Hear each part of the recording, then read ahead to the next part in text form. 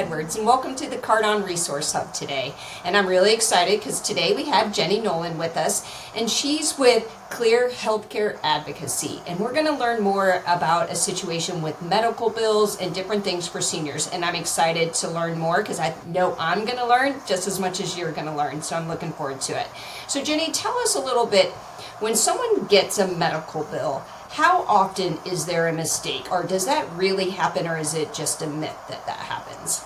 It really happens, and it really happens all the time. So if you were just to go out and Google it, you'll get estimates of anywhere between 30% to 80% of medical bills have some kind of errors.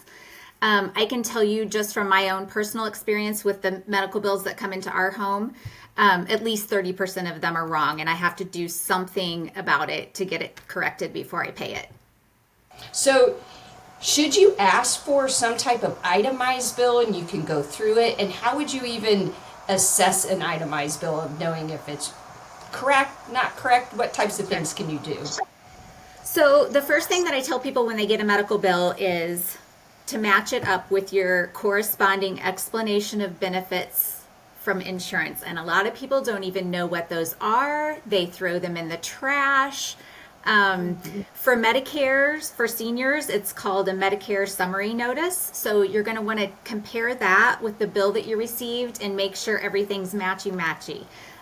If there's a denial on there, then you're going to want to look out for an itemized statement. You need to request one actually from the provider, and they're not super forthcoming with providing those for you, but you are entitled to an itemized statement. And then at that point, you would go through it and say, okay, this is the actual procedure that I know I was going in for. These are the charges.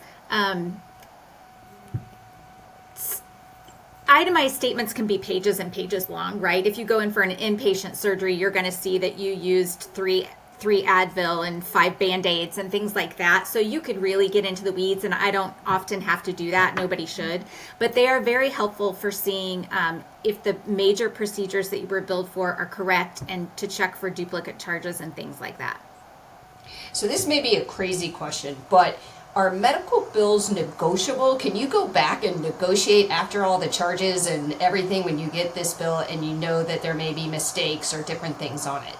Yeah, absolutely. So pretty much all medical bills are negotiable. I can't say all for sure. It all depends on, pretty much at that point when you're negotiating, you're just worried about the provider of service. So now once you get to negotiations, you know the insurance has done everything appropriately on their end. You've fixed any problems there, but the bill is just still overpriced. And yes, you can negotiate. A lot of times if you call a provider's billing company and just ask for a self-pay discount, they'll take off like 20 to 40% just with your phone call.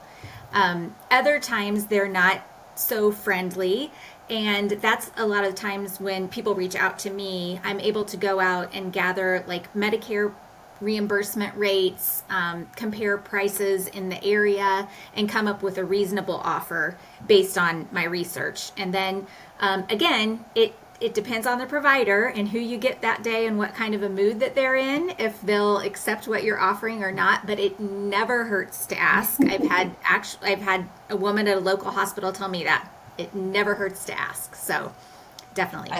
I like that. That's probably a good thing. But for seniors, it's probably pretty scary when they get a bill. They're on fixed incomes. How do they do that? Is there any type of financial assistance or any type of resource out there for seniors to help them with large medical bills that they may end up that they weren't expecting? Sure. So if we're looking at a senior who's covered by like Medicare Part A, Part B, and a supplement, they shouldn't be getting big bills. If they are, there's an issue, right? Sometimes we run into problems with Medicare Advantage plans because they have all these prior authorization requirements, and it's just a whole different ballgame with them.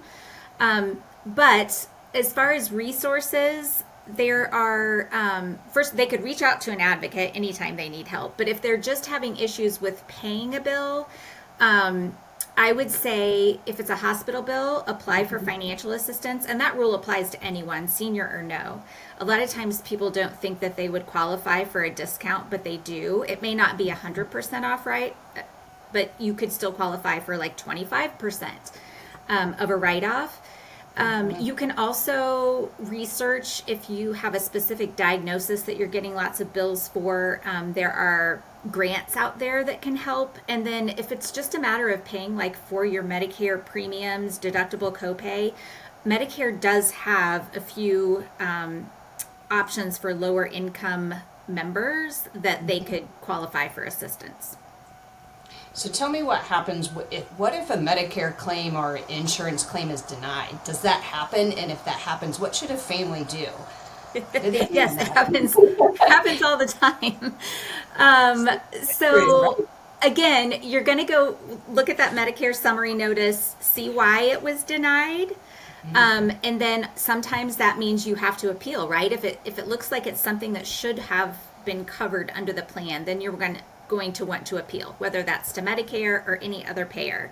And there are statistics out there that like a super low percentage of denied claims are ever appealed by the members, but a super high percentage of appeals are actually approved. So people aren't actually doing them, but it's absolutely worth it when they do. Well, that's great. You mentioned a financial advocate. Tell me a little bit, what is that and how would someone find that resource for them if they needed it? Yeah, so it's kind of a new profession, I guess, the independent patient financial advocate. There's a board certification, so I'm a board certified patient advocate, and you can just Google, honestly, board certified patient advocate. You need to be sure that you're getting an independent advocate if you're looking for someone, because there are people, that work for the hospital that are called a patient advocate. There are people that work for the insurance company that say they're a patient advocate, but they're getting paid by the insurance company and they're getting paid by the hospital. So ultimately you follow where the money's coming from, right? So I would just get online and search. I live in Indiana, but I can help people across the country. So if you're just looking for someone to do financial advocacy, it doesn't have to be someone that you can meet with in person. There are also advocates who are not financial advocates who can help with seniors. So for instance, if my mom is retired in Arizona and needs help coordinating her care, I could hire an advocate in Arizona to kind of even go to doctor's appointments with her, but definitely coordinate the communication between different specialties and things like that. That's not what I do. You do not want me at your bedside or handling your clinical aspects, but yeah, that's what we do. That's so interesting. So do you also help and assist people if they need advice on should they stay with traditional Medicare or go into an Advantage plan? It's so overwhelming, I'm sure, during open enrollment, and so many choices, so many options, and people need to understand what's best for them and not one size fits all, right? So it's really understanding that. And do you help people navigate, just research that and determine which is best for them? So I can offer like a high level of what the different options are, A, B, D, and kind of explain to people what they are. But I have very trusted resources that I refer to, that I have vetted, not just in Indiana, that I can refer people to if they really want to get in and say, okay, do I want an Advantage plan? Do I want a traditional A and B plan? And I refer them out. So how would a senior use a financial advocate? Is it any time, or should they wait until they have an issue with a medical bill? Or at what point do they reach out to you that makes sense and that you can start to build that relationship with them? Yeah, so typically people reach out to me when they're in a crunch. They've already got a bill and maybe they've tried to handle it on their own, but they're not getting anywhere. Very often, unfortunately, they've already been trying so long that it's gone to collections, and so then they're kind of in panic mode, which they shouldn't be. We can still work on them when they're in collections.